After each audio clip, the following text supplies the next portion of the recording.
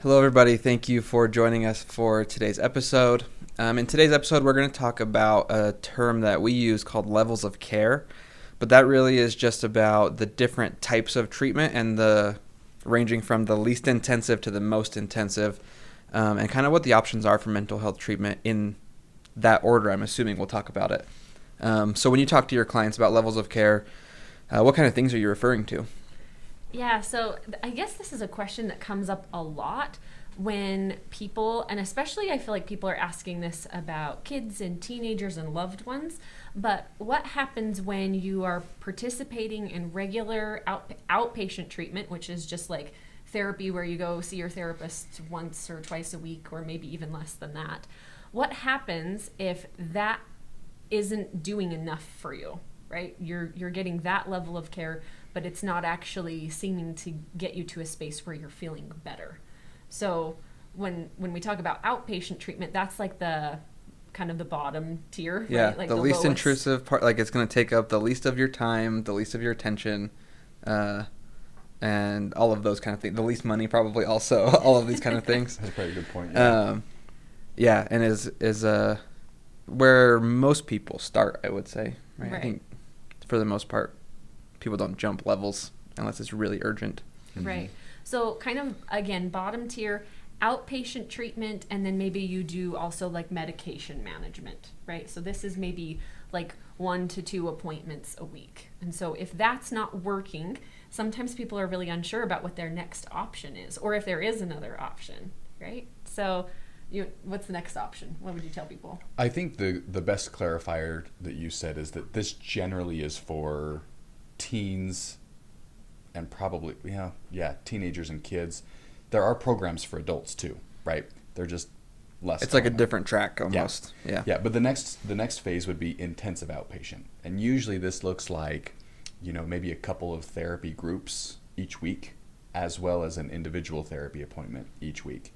So maybe 2 or 3 days a week you have a group session where you go to a specific place and you do a group therapy that's designed around something specific, while also having an individual therapy appointment. Generally what I've seen as far as IOP for adults, it's usually in the form of like substance abuse or aftercare programs. I don't know that I'm overly familiar with a lot of IOP mental health programs, although I'm sure they exist. There are some, like when I think about other IOP programs that I know of around here, I know that there are some for like eating disorder treatment. Yeah. And some for OCD or anxiety. Mm-hmm. I think that those are more common. But again, intensive outpatient usually is really directed around a very specific issue, right? Like the concept is more like there's this one or a couple of issues that are most prevalent in your life, and so we're going to treat the intensity of those symptoms so that you can then get back down to an outpatient level of care and address some more of the underlying things. So a lot of the times they are a little bit more behavioral, like substance use or eating disorder treatment, but they're usually pretty specific. Yep, that's a good clarification. Before I came here, I worked with IOP specifically for sex offenders. Right, Yeah. That falls into that category. It's a very specific thing they're treating, and not only that, but it's court ordered. Right, and so that might also play a role in IOP sometimes. Right. More time intensive, several hours, several days a week. Yeah. Right. Okay, so you're in outpatient, you move to IOP, you feel like you need more, or your kid needs more, right? Your teenager. Where do they go next? So your next option is day treatment. Day treatment, again, we probably hear the most when we think about it in terms of teens, because often they'll mix school in with this, right? You'll have school and treatment that are combined together, and it is a full day program, just as long or sometimes longer than the school day would be. And that's because often they're working not only on school, but they're having maybe a group every day with the other. Or multiple. Mm-hmm. But they're also getting therapy regularly. It might be 2 or 3 times a week for an individual session in day treatment, right? So it's like IOP squared. Right? Yeah. Day treatment. A little extra. But they go home at the end of the day. I used to intern for a day treatment program back in the day, and for teens, and they'd show up at 8:30 in the morning, and parents would come pick them up at 4:30, 5 o'clock in the afternoon, and they would go home, but they'd come back the next day. So it's kind of like day treatment. Yeah, it's like if you combine being in treatment and going to school into one program. Right. Yep. You still live at home, Yeah. but you're in treatment most of the day. Yeah, for most of your hours of your waking day.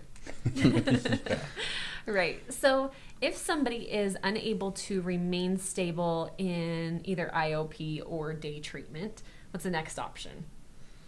I would probably say residential. Yep. And again, generally we see this with teens, right? Although there are residential programs for adults, but it's a combination of all of the things. Now you're getting school, you're getting therapy, but I think another piece that's important in this area is the milieu. So this is like the interactions with other kids. You're building routines. Oftentimes it's structured enough that they have wake up times, they have go to bed and lights out times. When they have free time, there's certain activities that they can incorporate through recreational therapy. And most of their day is pretty structured anyways. Free time is structured time. Yep, exactly. So it's just taking that and adding all of these extra skills that you can build into it that they wouldn't have control of in the 8 to 5. Right? This could be because you live there. Yeah. Right. You got to learn to do your laundry, and you have chores to clean the bathrooms or cook lunch or dinner, or it's all of the aspects of life rather than just come here, have school, do treatment, go home. Right. Well, and I think that, because with each one of these levels of care, we could talk about some of the benefits and consequences. For sure. Right. And this is one of those levels of care, kinds of treatment that really should only be done if it's absolutely necessary, because it pulls you completely out of your environment and puts you in another environment. And so there are a lot of times struggles for people when they're then moving down from this level of care, because then you have to go back to your environment again and refigure out how to work everything out there. But sometimes it is necessary to be in residential treatment, to be completely pulled out of your environment for a little while, to work through some very specific things, stabilization, before you can then step back down to a different level of care. The last one that I would suggest, and I think they do this a little bit in residential too, but it's hospitalization, right? Which usually is a fairly short-term thing. It's a somewhere between 3 and 7 day break from life that you don't have any control over if they hospitalize you. But a lot of times I think the key factor in this is that you have physicians that get involved, psychiatrists that start playing with medications. And it's because they can observe you because you're there, and they can see the effects and dosing things, which they can do a little bit in residential as well too. There's just usually not a psychiatrist on, not present all of the time, right? They're on staff, but I think that's the last level of care is hospitalization. Yeah, I think that it's easily, arguably the most intense, but it's interesting because it's sometimes people go from outpatient therapy to hospitalization and then back to outpatient therapy or things like that, because it's I think because of the short-term nature of it, but it really is only used in the most intense of situations. Right, it's a crisis intervention. Yeah. This isn't actually, sometimes, and we're going to talk some more about this next time, I think, but, sometimes people think that they'll go to the hospital and get really great treatment for a couple of days. The hospital is not a place for treatment. It's a place for crisis intervention and stabilization. You're not getting all of the outpatient treatment things while you're there, right? It really is about stabilization and getting you down to the next level of care, whatever that may be. And like you said, it's not that if you are hospitalized, then you're definitely going to residential treatment. Right. For the most part, it actually doesn't work like that. But I do think it's important to know that is the entire purpose of the hospital, is to get you to a point of stabilization. Yeah, I like that word, stabilization, because hopefully then from there you can figure out what the appropriate level of treatment is and be successful that way. But if you're at the point where you need hospitalization, you're probably not being very successful in your treatment in the first place. Right. I like it. Okay. Well, like Shara said, we're going to talk more specifically about hospitalization and how people get there and what that's like in a future video. So stay tuned for that. If you have any questions, we'd love to talk in the comments. Like and subscribe, and we'll see you on the next episode. Thanks. Bye.